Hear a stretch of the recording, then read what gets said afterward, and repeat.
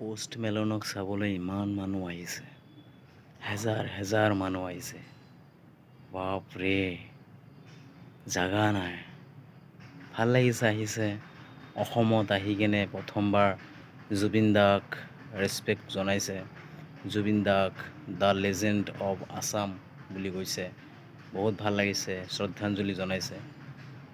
আৰু ক'বলৈ গ'লে যে পোষ্ট মেলনৰ গানবিলাক ভাল লাগে। যেনেকৈ এটা গান আছে ৰকষ্টাৰ বুলি এটা গান আছে, কিন্তু বহুত ফেমাছ হয় গানটো।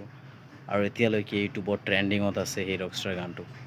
চ' ভাল লাগে, গানবিলাক ভাল লাগে। এটা কথা হ'ল যে অসমৰ ৰাইজৰ মনৰ ভিতৰত এতিয়ালৈকে জুবিন দাক লৈ আৱেগ আছে। মনৰ ভিতৰত জ্বলি আছে জুই, নুমুৱা নাই এতিয়ালৈকে। চ' কি ক'ম আৰু, এয়া আৰু যে জুবিন দাই এতিয়ালৈকে ন্যায় পোৱা নাই। এইটোৱে মানে মানুহৰ মনত, আমাৰ মনত জ্বলি আছে জুই, যে কেতিয়া জুবিন দাই ন্যায় পাব। চ' পোষ্ট মেলন এতিয়া আমাৰ অসমত আহিছে, মানুহে হেজাৰ হেজাৰ মানুহে প্ৰগ্ৰাম চালে।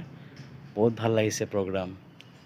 চ' কথাটো হ'ল আৰু এটা ক'বলৈ গৈছোঁ যে পোষ্ট মেলন যেতিয়া অডিয়েঞ্চৰ সন্মুখত যাব খুজিছিল ষ্টেজৰ পৰা নামি, তেতিয়া পোষ্ট মেলনে ষ্টেয়াৰত পৰি গৈছিলে। আৰু পৰি যোৱাৰ লগে লগে বহুতখিনি দুখ পাইছে, গম পাওঁ। বহুতে চিঞৰি উঠিছিলে আৰু লগে লগে বাউন্সাৰকেইটা আছিল, বাউন্সাৰসকলে ধৰি কেনে উঠাই দিলে আৰু লগে লগে অডিয়েঞ্চৰ ভিতৰলৈ সোমাই গ'ল, গান গাই আছে। ত' পোষ্ট মেলন নামটো যেনে তেনে, কিন্তু মানুহটো ভাল লাগিছে। অলপ মানৱতা আছে আৰু বহুত ভাল লাগিছে। চ' অসমত ফাৰ্ষ্ট টাইম আহিছে যদিও অসমৰ মানুহে বহুত ৰেচপেক্ট কৰিছে গানক, পোষ্ট মেলনক এজ এ ছিংগাৰ হিচাপে, শিল্পী হিচাপে। চ' যোনেই নাহক কিয়, যোনেই ৰকষ্টাৰ হওক, যোনেই নহওক কিয়, আৰ্টিষ্ট হয়। আৰু সেই হিচাপে সকলোকে ৰেচপেক্ট দিয়াটো বহুত গুৰুত্বপূৰ্ণ, ৰেচপেক্ট দিব লাগে। আজি মই ইউটিউবাৰ হয়, ভিডিঅ' বনাই আছোঁ, কালি নাজানো কি হ'ম, কিন্তু প্লেটফৰ্মত আছে যিহেতু ময়ো এজন আৰ্টিষ্ট হয়।